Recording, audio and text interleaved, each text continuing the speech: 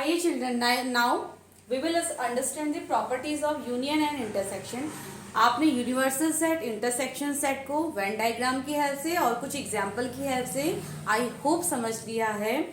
Now I will tell you some properties of union and intersection, and these properties are very important from your exam point of view. Now intersection of set की property को compare करते हैं union of set. And children आपको easy हो जाएगा ऐसे समझने में दोनों की प्रॉपर्टीज को, तो इसलिए मैंने इस तरीके से आप लोगों के लिए राइट डाउन किया है। नाउ इंटरसेक्शन ऑफ सेट क्या है? फर्स्ट प्रॉपर्टी क्या होती है?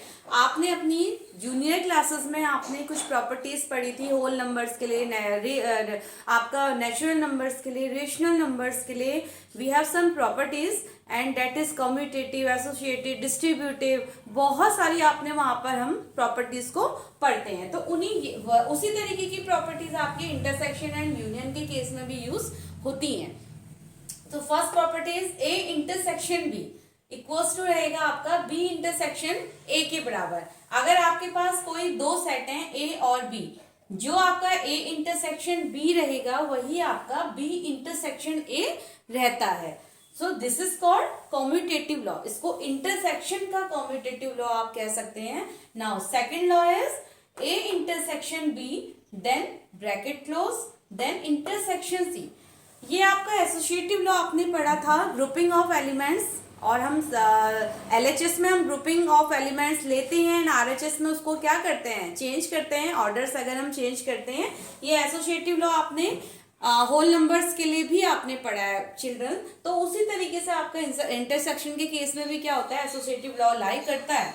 A intersection B intersection C equals to, अब ए और अगर आप ए का इंटरसेक्शन और बी एंड सी का ग्रुपिंग आप यहाँ पर लेते हैं, then on both side answer will be same. आप देखेंगे कि आंसर दोनों तरफ से सेम आएंगे।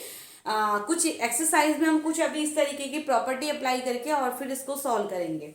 Now third property A intersection phi. Five क्या होता है? आपका एक एम्प्टी सेट होता है। फाइव यानी कि the set which have no element, that is empty set, उसको हम फाइव से रिप्रेजेंट करते हैं।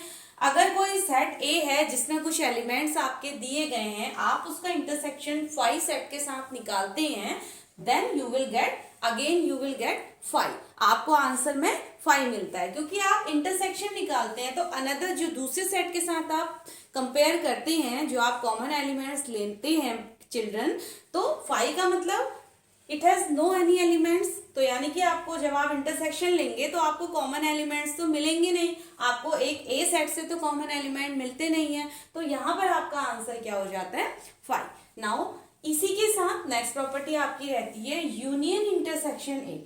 अगर आप कोई एक यूनिवर्सल सेट के साथ किसी सेट ए का इंटरसेक्शन निकालते हैं तो कॉमन एलिमेंट्स क्या होंगे? माना यूनिवर्सल सेट आपका 26 अल्फाबेट्स का एक सेट है और आप ए उसमें से एक वॉवल्स का सेट अगर आप लेते हैं, तो कॉमन अगर आप इंटरसेक्शन पार्ट लेते हैं then you will get vowels का सेट। आप यूनिवर्सल में से अगर इंटरसेक्शन करते हैं then you will get a set A. Now fourth property is A intersection A. Idempotent law इसको आप बोलते हैं। It is very important law. ये कई बार एग्जाम्स में आपका आइडम्पोटेंट लॉ आपका पूछा जाता है। इसमें क्या होता है आपका, जब आप किसी सेट का उसी सेट के साथ इंटरसेक्शन अगर आप लेते हैं then you will get answer phi. आपको यहाँ पर फाइव मिलता है क्योंकि दोनों सेट सेम है, तो there will be no any common element, तो answer will be five. Now fifth is A intersection B union C. आप चिल्ड्रन हमने छोटी क्लासेस में डिस्ट्रीब्यूटिव लॉ को पढ़ा है। डिस्ट्रीब्यूटिव लॉ क्या होता है आपका, माना आप कोई भी इस तरीके से हम मल्टीप्लिकेशन ओवर एडिशन एक डिस्ट्रीब्यूटिव लॉ पढ़ते हैं। तो यहाँ पर क्या किया जाता है, इस ब्रैकेट के बाहर वाले नंबर्स को हम क्या करते हैं, दोनों ब्रैकेट के अंदर वाले नंबर्स के साथ डिस्ट्रीब्यूट कर देते हैं, यानी कि बांट देते हैं। तो आपका क्या रहता है, डिस्ट्रीब्यूट, ये इस तरीके से आपका ब्रैकेट ओपन रहता है, ए क्रॉस बी प्लस ए क्रॉस सी। तो वही डिस्ट्रीब्यूटिव लॉ को हम यहाँ पर यूज करते हैं। यहाँ पर मल्टीप्लिकेशन ओवर एडिशन यूज होगा, यहाँ पर आपका इंटरसेक्शन ओवर यूनियन यूज होगा, इंटरसेक्शन ओवर यूनियन। तो कैसे आप इसको चेंज करते हैं, A intersection B A intersection B, then union को आप इस तरीके से लिखेंगे एंड ए इंटरसेक्शन सी। तो इसको हम बोलते हैं इंटरसेक्शन डिस्ट्रीब्यूटिव ओवर यूनियन, आप इसको बोलोगे intersection distributive over union. Now 6 properties, इसी को आप साइन चेंज कर दीजिए, इंटरसेक्शन का यूनियन एंड यूनियन का intersection. What will be the A union B intersection A union C. तो इसको आप क्या बोलेंगे, यूनियन डिस्ट्रीब्यूटिव ओवर इंटरसेक्शन। तो so these are 6 property of intersection of any set.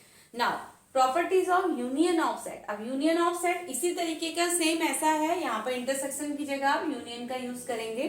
First property is A union B बराबर होता है, equal होता है B यूनियन C के, and this is called commutative property of union. Second is associative, A union B union C equals to A union B union C, this is associative law. ये बेटा same आपकी इसी तरीके की property है, commutative and associative. Third property आपकी क्या होती है, अगर आप कोई सेट ए का यूनियन निकालते हैं फाई यानी कि एक एम्प्टी सेट के साथ, अगर आप यूनियन निकालते हैं तो ए इज अ बिगेस्ट सेट होगा, उसमें से फाई क्या होगा आपका, अगर आप यूनियन निकालते हैं तो आंसर क्या होगा, बिगेस्ट सेट आपका आंसर होता है। तो यूनियन के केस में इसको हम, आपका आंसर ए रहता है। Now this is called identity law, और इसको हम आइडेंटिटी लॉ कहते हैं। Now fourth is A union A, अगर आप किसी सेट का उस सेट से, उस सेल्फ सेट से अगर आप यूनियन फाइंड करेंगे देन आंसर इज ए, आपको वही सेट आपका यूनियन में मिलेगा। तो इसको भी हम कहते हैं identity law. Now fifth law is, now don't be confuse, यहाँ पर 2 यू का यूज हो रहा है, ये यू आपका यूनिवर्सल सेट को रिप्रेजेंट करता है, this is capital you and this is universal set. ये कैपिटल यू आपका यूनिवर्सल सेट को रिप्रेजेंट करता है एंड स्मॉल यू आपका ये यूनियन को रिप्रेजेंट करता है, ये आपका यूनियन के सिंबल को रिप्रेजेंट करेगा। यूनिवर्सल सेट एक बिगेस्ट सेट है, यूनियन निकालते हैं आप एक सेट ए के साथ, एक किसी यूनिवर्सल सेट का यूनियन आप निकालते हैं ए के साथ, तो क्या आंसर होगा किड, ये आंसर आपका यूनियन सेट ही आपको देखने को मिलेगा। यानी कि यूनिवर्सल सेट, हमेशा याद रखिए जब आप किसी भी सेट का यूनिवर्सल सेट के साथ आप यूनियन निकालते हैं तो यूनिवर्सल सेट से बड़ा बिगेस्ट सेट और कोई नहीं हो सकता, it's not possible. So union set will always, it will be the answer.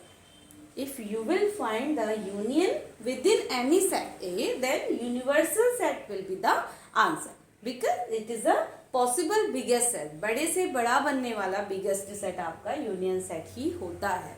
So I hope children कि आप लोगों को ये प्रॉपर्टी बहुत अच्छे से समझ आई होगी।